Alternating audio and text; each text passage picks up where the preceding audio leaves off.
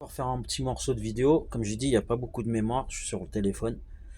Donc le téléphone est blindé de conneries, hein. Preuve par-ci, par-là, bref. Alors, ce que je voulais faire, c'est une vidéo concernant, donc je parlais de la psychologie, Tariq Ramadan qui a fait une conférence avec, un visio avec une psychologue ou une psychiatre, là, je sais plus comment ça s'appelle, c'est une jeune femme, là, jolie d'ailleurs. Je sais pas ce que c'est fait exprès, mais... Bref, donc elle parle, à un moment, Tariq Ramadan, il parle de Reib, ça veut dire de ce qui est invisible, de l'occulte, de tout ce qui est... Bon, l'invisible, il y a du positif aussi, hein. Il n'y a pas que du négatif.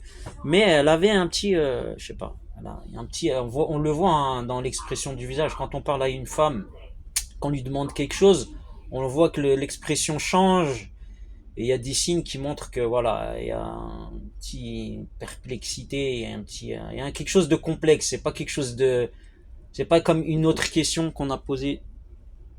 C'est pas comme une autre question qu'on a posée et voilà. Donc c'est ce que je voulais dire. Et concernant les femmes qui ne répondent pas aux questions de leur mari, ça veut dire qu'ils font des périphrases, qui s'amusent à s'énerver, du genre ouais je suis pas bien là, et ben elles sont jamais bien, hein. Mais voilà, c'est de ça que je veux parler. Et d'une vidéo aussi que j'ai vue par rapport à la franc-maçonnerie. Après, il y a d'autres sectes, hein. Mais la franc-maçonnerie, on vous demande, il y a des signes, hein, tout simples pour savoir est-ce qu'un quelqu'un est franc-maçon ou d'une secte.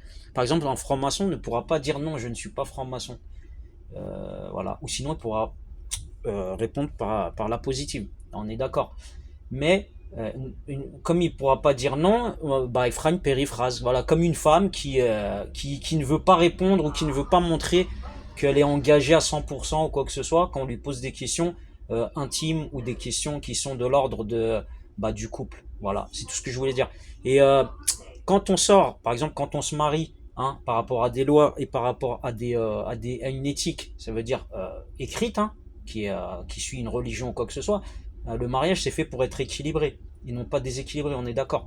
Donc une personne qui se marie avec vous avec une intention de faire un plan, planifier des choses et qui n'est pas là pour s'équilibrer, on est bien d'accord que même si elle est filmée en train de lire le Coran ou en train de montrer des signes distinctifs d'une religion pour se montrer comme quoi voilà, c'est pour son ego, hein, entre parenthèses, mais c'est pour se montrer, pour se faire de la publicité du genre je suis une sainte nitouche, voilà, c'est mon mari qui est méchant, ceci, cela.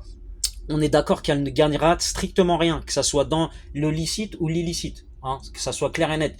Donc une femme ou un homme qui joue avec le mariage, donc après l'autre partenaire